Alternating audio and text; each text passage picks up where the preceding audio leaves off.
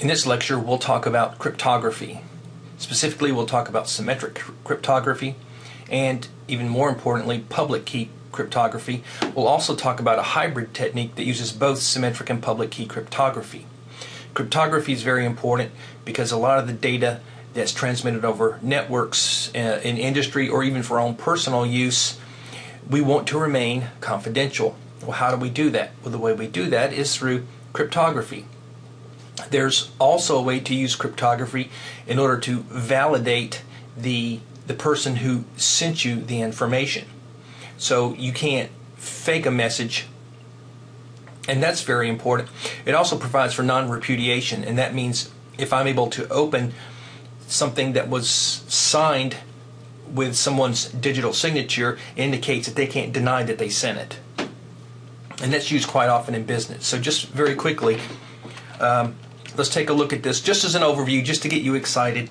But let's go here, and we're going to use, I want to send something to one of my students, so I want to list the public keys for my students. And we see we have one here from Patrick. So what I want to do is I want to send something, an important document that must remain confidential, and I only want Patrick to be able to decrypt it. So what I need to do is to encrypt it with Patrick's public key. And so let's get a document here. Let's say homework.doc. Let's say that's something really important. We want to remain confidential. So what we need to do is we need to encrypt the document. I want to sign it with my digital signature, so when the recipient decrypts the message, it gets he or she will get an indication of whether it's a valid digital signature. And we want our recipient to be Patrick, and we want to use homework.doc as the file we want to encrypt. We hit enter. Notice that I need a passphrase to unlock my secret key. This is my private key. This is the key that you should keep secret, and notice that it's protected with a passphrase. And so what we want to do is we want to enter our password. Yes, override it, because I just checked to make sure I remembered how to do this. And then if we want to look at this file, and I'll do it in hex editor because this is in a binary format, we'll see it's encrypted. And this is encrypted using Patrick's public key, and only Patrick is able to open this document with his private key. So that was just a very quick demonstration of how all this works. And so now with the rest of the lecture, I'll show you I'll explain how symmetric cryptography works, which essentially uses a single key, and we'll also show you how public key cryptography works, which uses both a public key, which you can disseminate to anyone, and a private key.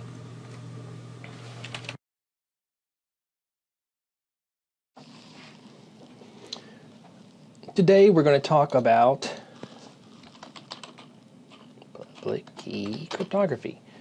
We'll start out by reviewing very quickly what symmetric cryptography is, and then we'll go in depth into public key cryptography and show you its many uses, and show you how it's used in various situations, and then we'll end up in our next assignment looking at virtual private networks and how symmetric and public key cryptography are used there.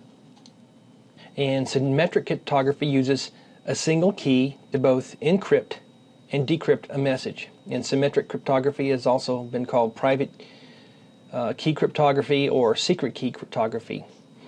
And so in order for two people, a sender and a receiver, to read an encrypted message or to share information between one another, it's going to require one key, and that same exact key must be shared between the receiver and the sender. Now, if you think about this for a second, so now you have two people with the same key. what happens if somebody steals one of those keys? Because now you have not just one weak point, you have two weak points. If somehow somebody surreptitiously steals one of those keys, then any encrypted information sent between the sender and receiver could be compromised. And just very quickly, let me show you. In fact, let me hold off on that. What I was going to do is show you how symmetric key cryptography works, but we'll look at both symmetric and asymmetric here very shortly. Okay, the other form of cryptography that came about in the 1970s was something called asymmetric. It's also been known as a public key cryptography or public and private key cryptography, and that's when you have a key pair. You have a public key and you have a private key. And so to share information, you can use one key, the private key, to encrypt information, and the other key is given to somebody to decrypt that information. Notice that if you encrypt something with a private key, you cannot use the private key to decrypt it. It requires the public key. And so if we look at the model for symmetric encryption, we have plain text here. We have some sort of a symmetric key encryption algorithm here, and we have a single key. Once we do this, we have the ciphertext based upon the encryption algorithm, the key, and the data. We can transmit this to somebody else, the receiver, whereupon the same exact key that's shared between the sender and recipient must be used in order to decipher or decrypt this information. Now comes along public key cryptography, which has been called the most significant advance in the last 3,000 years of cryptography for many reasons, because it can be used, as you will see, for not only for encryption but also for authenticating information. And as I indicated before, public key cryptography uses two keys. It uses a public key and it uses a private key. And these are asymmetric. That is, they are not the same key, but mathematically they are related. And if you're interested in that, you can Google for that, or I'll send you an email that shows you the mathematics behind that. So it's a very clever application of a number of theoretical concepts to a function. And essentially the function is, and the math behind asymmetric cryptography really deals with factoring the product of large prime numbers, very, very, very, very, very large numbers. And realize that public key cryptography really doesn't replace symmetric cryptography. It really complements it, as we'll see later on.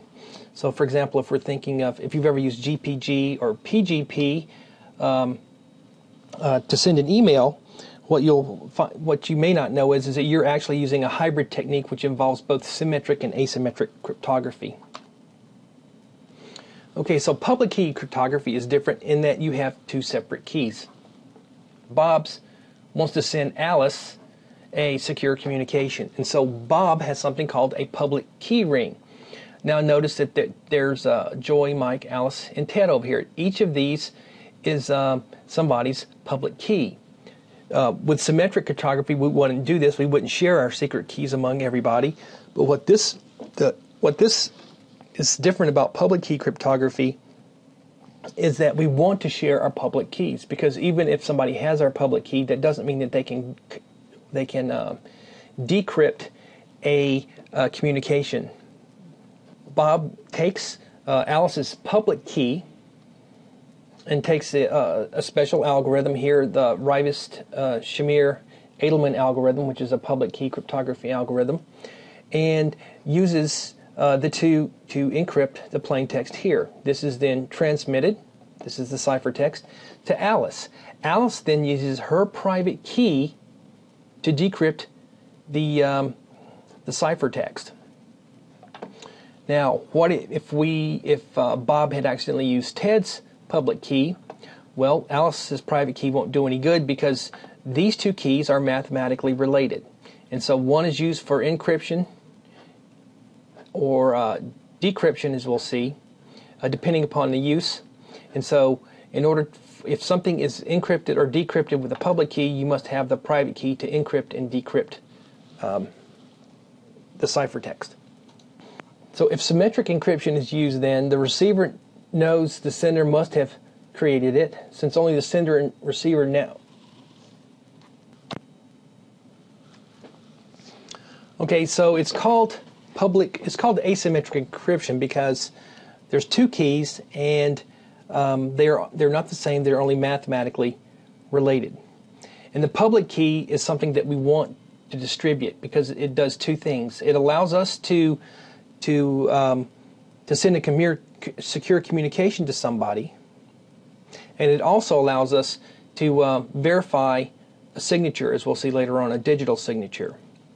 And the private key is a secret key that's only known to the that's not the recipient, that should be only known to the sender. Can be used to decrypt messages as well as sign or create digital signatures.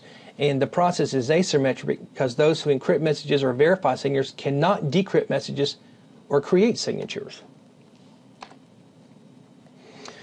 If you recall from our discussions, one of the problems with symmetric keys was key management, because you would have to have, for each person would have to share distinct keys among different people.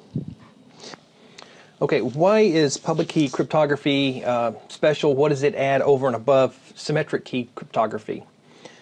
Well, in general, two issues. Recall that one of the problems with symmetric cryptography is managing the keys, because for each person with whom you are sharing information, you're going to probably need a special key just for them. So if you have 25 people that you're communicating with, and you want to make sure that the information passing back and forth remains secret between you and those 25 people, you're going to need 25 keys. And if you think about that, then all those other 25 people are going to also require 25 keys. And so you have this key distribution problem and key management problem, because if one of those keys is stolen, then let's say that then you're going to have to regenerate that key and make sure that it gets to the other person. The other is that even though with symmetric cryptography that you can encrypt something, that in no way guarantees that the person who encrypted information was the person who says it is, who claims that it is. So you need some way of authenticating a message. If it said it comes from Joe or Sally, then we need a way to authenticate that it definitely came from Joe or Sally. And so that's where digital signatures comes in, and we will talk a little bit about this near the end of this lecture. So the characteristics of public key cryptography: they rely on two keys, and the characteristic is that it's computationally infeasible to find decryption key knowing only the algorithm and the encryption key. And typically you can do something like that through brute force. Is if you know two of the things, can you find the third? Well, most of the keys nowadays are 1024 bits at minimum, going all the way up to 3096 bits, 3096 bits, and so your key space is tremendously huge. It's also computationally easy to encrypt or decrypt messages when the relevant key is known, and that's fairly simple. If you know that Joe encrypted a message, then you can use Joe's public key to decrypt the message. If somehow somebody claims to be Joe, and you try to use Joe's public key to decrypt his message and it won't decrypt, that probably means that it wasn't encrypted by Joe's private key. In fact, it guarantees it. And finally, either of the two related keys can be used for encryption, with the other used for decryption in some schemes. So what this is really saying is that the distinction between public and private key is irrelevant as long as you keep your private key, whichever you choose, private, secret. And then you can distribute your public key. Okay, and this is a little diagram showing how this all works. Let me find my glasses. So here you have the source of the message A and the destination. You have the encryption algorithm. You have your key pair source, which is going to be a public key and a private key. Remember that your public key you're going to want to share with the destination, and your private key is kept secret. We combine that with the algorithm to create the ciphertext right here. This ciphertext is then sent over here, and then the we have the same decryption algorithm over here, the public key decryption algorithm, along with the public key side, which is then used to decrypt the ciphertext, and then you get this information here, the actual text. So there's three public key applications. There's the encryption and decryption, which is providing for secrecy. That's the C in CIA, confidentiality. Digital signatures, which provides for authentication, and of course CIA doesn't have components to that. One of which is authentication, and the other is non-repudiation, which is like the flip side of authentication. And finally, key exchange of the session keys, and we'll talk a little bit about session keys in a moment. So some algorithms are suitable for all uses, and others are specific to just one, as we'll see. Like private key schemes, brute force exhaustive search text is always theoretically possible, but keys used are too large for that actually to work in our lifetime. And so here we're looking at 512 bits. Well, now no one uses 512 bits for keys. At the minimum, it's like 1024. And the security of the public key cryptography relies on a large enough difference in difficulty between easy and hard problems. The easy problem is to encrypt and decrypt if we know whose public key is being used. And the hard problem, that is cryptanalysis, that is breaking those keys, which is a tremendously hard problem. And the reason it's hard is because we're dealing with very large numbers, on the order of 1024 bits, 2048 bits, 3096 bits, and the problem is actually different. The problem is dealing with factoring the product of large prime numbers. So we're talking about huge numbers if we're trying to cryptanalyze a ciphertext. However, with private key schemes, and let's change that right now because that kind of sounds confusing. Let's call it symmetric or secret key schemes, is that we're dealing with an exhaustive brute force search. And so now we're talking about an entirely different problem, because now we're talking about looking at an entire key space, 2 to the 128th power for a 128-bit key, and doing a brute force attack on that. And so when you're looking at the two different cryptographic schemes, public key and private key, well, or secret key, the secret key may use a 128-bit key, whereas the public key scheme may use a 1024-bit key. Which is more secure? Well, you know what? You can't directly compare those because we're talking about different means of cryptanalyzing the problem. One deals with brute force attack, and the other deals with factoring the product of large numbers, prime numbers.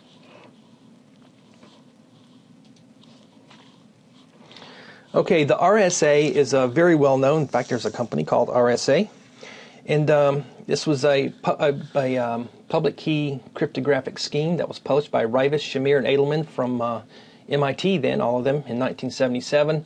It's the best known and widely used public key scheme, but by no means the only one. And the cryptanalysis of the ciphertext involves factoring very large numbers into the prime products of primes. And so we're talking about 1024 to 3072 bits. Now, encryption with large keys such as this is very slow. And so this is never used to, let's say, real-time encryption of information going across the internet, but rather what it is combined with symmetric key cryptography so you get the best of both worlds. Is that you get a symmetric key schemes are very fast, whereas public key schemes are very good for digital signatures, authentication, and non-repudiation. So such techniques as PGP, pretty good privacy, or GPG, GNU Privacy Guard, incorporate this hybrid techniques. And these hybrid techniques essentially do the following. A random session key is generated, and this serves as your secret or symmetric key, and then this key is used to encrypt your message, so it's very fast. Now, of course, that doesn't allow us to determine the authenticity of the message, that is who it came from. So what happens is in this session key is encrypted with a public key of the recipient. And so then what happens is that we send this the encrypted message along with the encrypted session key. At the other end, the recipient uses their private key to decrypt the session key. Okay, so that allows for authentication, and then this unencrypted session key is used to unencrypt the message, and that's how PGP and GPG work. Key distribution issues. We have things called certificate authorities that are used to actually, let me restate that. Certificate authorities are part of what is called a public key infrastructure. And what that does is that's kind of an infrastructure that's used to hold everybody's public keys, so that you don't have to actually, in large organizations, keep all those keys yourself. And so you actually have somebody managing those for you. And all those are part of the key distribution centers. And so the key distribution centers must trust each other. And one way of doing this is having a certificate authority, which kind of allows you to verify the trust, not only of the key distribution centers, but also the individual public keys. You also need to know session keys lifetime should be limited for greater security. In fact, the session key should only be used once. Moreover, the key distribution should occur automatically, so that if I'm sending an email to Sally, when I type in her address, then my computer system, my email system, should go out and get Sally's public key, which it should then verify that that's her key, and then come and I can send the message to her without actually doing this manually. Now, message authentication. Now, there's actually two components to this. Essentially, message authentication is concerned with protecting the integrity of a message, that is, making sure that the message isn't changed in transit, and also validating the identity of the originator, that is, the sender of it. Is if somebody sends me an email and they say they're Joe and they're offering a contract on something for $1,000, and I send back, yes, I'll accept your contract. If there was no ways of authenticating that it was Joe who sent the mail, then they could repudiate the fact that they sent it. Which brings us to the third little bullet here: non-repudiation of the origin. That is, you're not only validating the identity of the originator. The originator can't then later on claim that they were not the ones who sent the message. So there's three alternative functions used for method authentication. There's message encryption, message authentication code, which we won't look at, but we will look at a hash function, and also digital signatures. If we think about it in a very abstract sense, message encryption by itself provides a measure of authentication. So let's say that Joe and I share a secret key.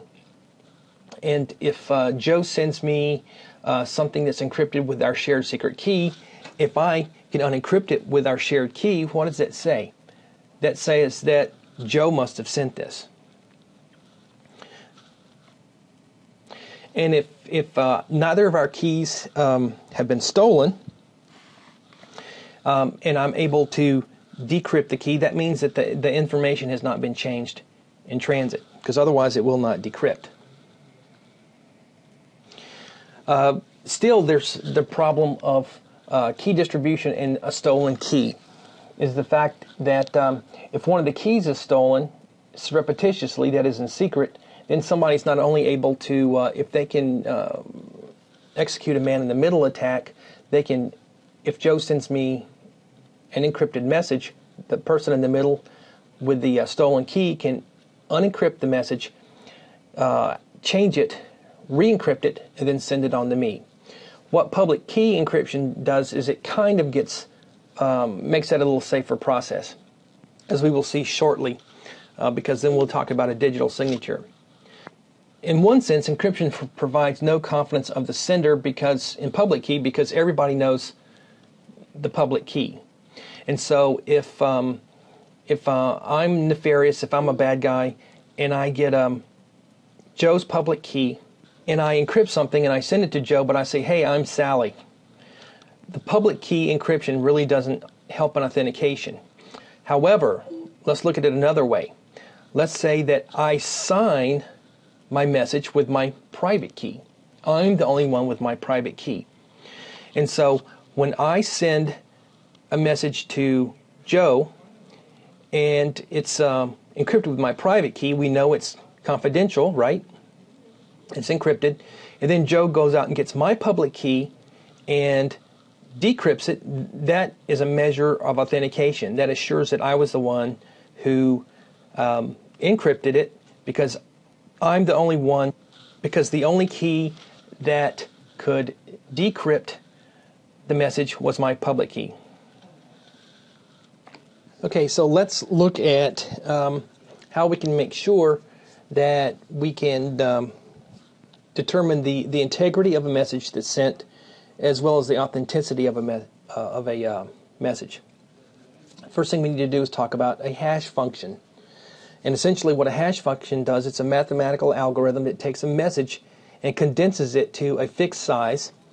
And the hash function is the actual hash value, rather, that's calculated by the hash function is only determined by the content of the message.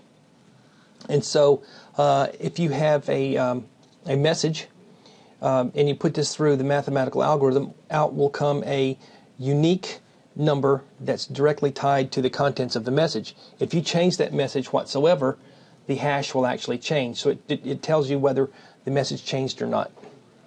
And this is used in digital signatures and in other methods of verifying the integrity of a message. If we flip back over here quickly, we can see there's various types of hash functions that are used. One of which is called MD5, Message Digest 5, which is a 128-bit hash function. And there's SHA-1 for the Secure Hash Algorithm version 1, which is 160-bit. But let's take let's take a simple message right here. We'll see there's the content of that message. If we type let's calculate the hash function of that message. I'm not working in on OS 10, which is MD5. It's MD5 sum on Linux, and that's the 128-bit number.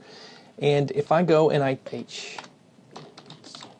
do w.text, and now we'll type h text and w text, and it's the same text, and we're going to calculate the hash function on w text. What will it be? It will be exactly the same hash as we saw in h text. There we go. And so all that means is that the name of the file and the metadata associated with it does not change the calculation of the hash value, only the contents of the file. Now let's go back in and let's add a period to the end of h.text. And now let's go back and let's recalculate the hash values of h.text and w.text. And notice that the hash value of this changed. So essentially what this is saying is that the contents of h.text changed at some point in time. Does it tell us what was changed? No, it only tells us that it changed somehow.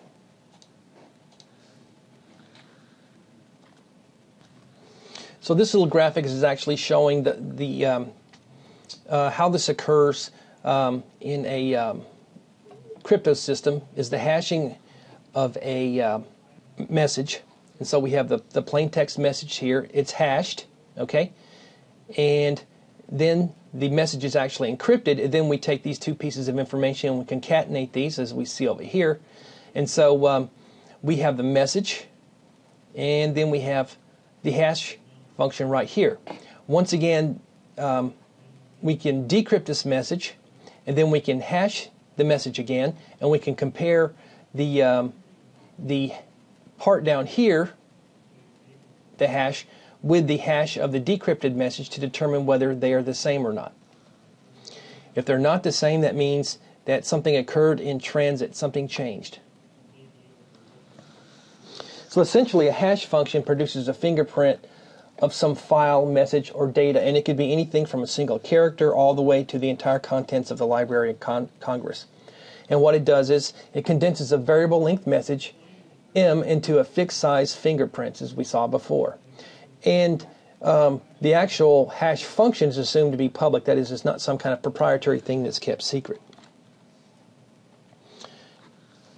And here's some requirements for hash functions, which I'm not going to go over, but just you can take a look at that if you like. Essentially what this is saying here is that the hash number of bits should be large enough so that there's not a collision. And what a collision is that two messages with different text actually hashes out to the same value.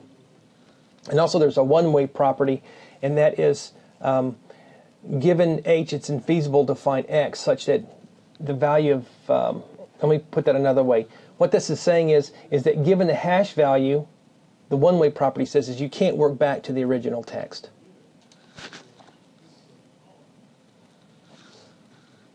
Okay, I'm skipping over some slides in here because they're kind of redundant. Now let's look at how this is used with digital signatures. Digital signatures are going to combine the hash functions and public-private key cryptography for authentication and non-repudiation and ensuring the integrity of a message. So digital signatures provide the ability to verify the author, date, and time of the signature, to authenticate the message contents, that is to make sure that the integrity of the message hasn't changed, and it can be verified by third parties to resolve disputes. So essentially what digital signatures do is include authentication function with additional capabilities, including non-repudiation. So digital signature properties. First, they must depend on the message is signed. Depend on the message signed. So we're actually going to have a message, and it's going to have to be signed by the sender of the message. And must use information that's unique to the sender to prevent both forgery and denial. And of course, this is going to be your private key. It must be relatively easy to produce, must be relatively easy to recognize and verify the authenticity of the sender. Must be computationally infeasible to forge with a new message for existing digital signature or with a fraudulent digital signature for a given message. And must be practical to save the digital signature in storage. And in a second, we'll see how this is done with GPG. So we're only involving the sender and the receiver in our digital signatures. We assume that the receiver has the sender's public key, and the digital signature is made by sending the signing. The digital signature, is made by the sender signing entire message or the hash with the private key. You can encrypt using the receiver's public key, and it's important that it's signed first, then encrypt the message and the signature. And the security depends on the sender's private key. And let's go over here for a second and show how this is done. Oops.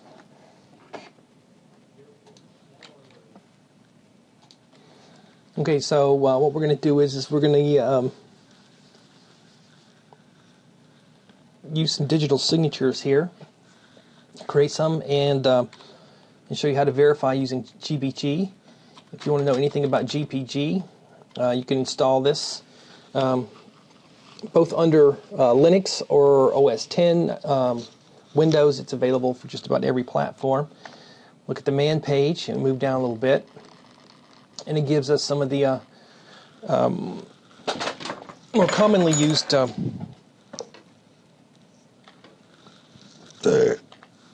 switches.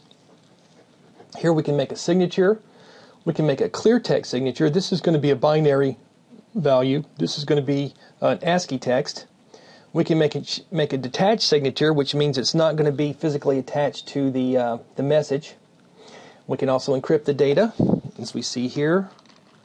We can use symmetric encryption, and of course that's just going to ask you for a password. If you type -E here, this is going to be public key cryptography. And we can also just decrypt a file, and we can also verify a file. It will verify a signature of a file. So let's go and do some of these right here.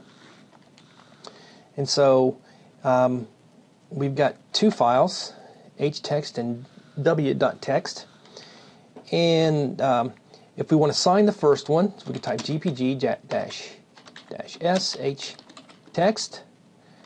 And now it's wanting us to unlock our secret key. And we're going to have to give the password that we used to create this key. Here we go. Now let's look at the contents. And there's the signature right here. We've signed it. And so if we want to verify that signature, we type -gpg-v hText.gpg. And we don't want to do that, so we're going to put it in another file, h.2.text. There. And notice that what this did was not only it decrypted the file, but it also said that we got a good signature. How does it know that? Well, mathematically, it compared the public key that's on this key ring right here with the the signature, and from there we could determine that this is a good signature for me. I've seen it where I've tried to verify a file and it says it's a bad signature, and so you will see this on here and it will say warning, bad signature. Okay, let me see if take a look at, did we look at this file? Let me see, cat h.text.gpg, and you see this is what it looks like. It's in binary form. If we wanted to let's get rid of that file. And now let's do a clear sign, and you'll see what the difference looks like. Clear sign, h.text, and it wants my secret key password. And notice now it has a .asc file for ASCII, and we take a look at that. There we go. So here's the original file, hello world, and there's the period that I appended into the file, and here's a clear signature. And once again, we can go back and we can verify this. -v, and we're going to type h.text.asc. No, h.3.text. There we go. It has a good signature. Let's go and let's look at the contents of the file. There it is. It's the same file. Good signature. And let me see. Now let's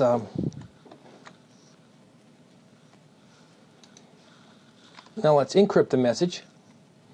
And remember, we're using public key cryptography, so we're going to need to say that this needs to be sent to a particular person. So we're going to need their public key to encrypt it.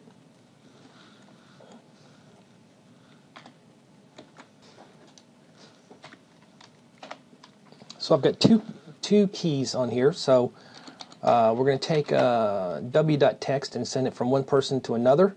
So type GPG -R, and the recipient is Philip at Kramer.net. That's one way to indicate the recipient. And we want to sign and encrypt this file, and we want it to be w.text. There. And so we need a passphrase to unlock this. Bar. There we go. Now let's look at the file we've got. w.text.gpg.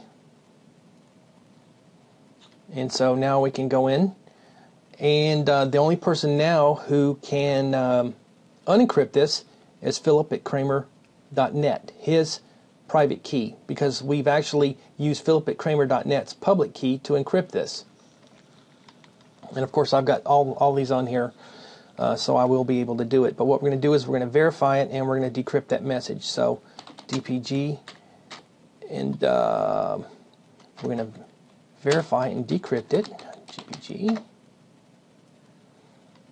And notice that it says you need to unlock the secret key for Philip Kramer, Philip at Kramer.net. And this is the secret key because we used Philip at Kramer.net's public key. And so we type that in. There we go. And so it says what it was encrypted with. AES 256-bit encryption. No, we don't want to overwrite it. W.2.text. Here we go. And so notice that it verified the signature from me. Okay, that was a digital signature. And let's look at the text. And that was the original text.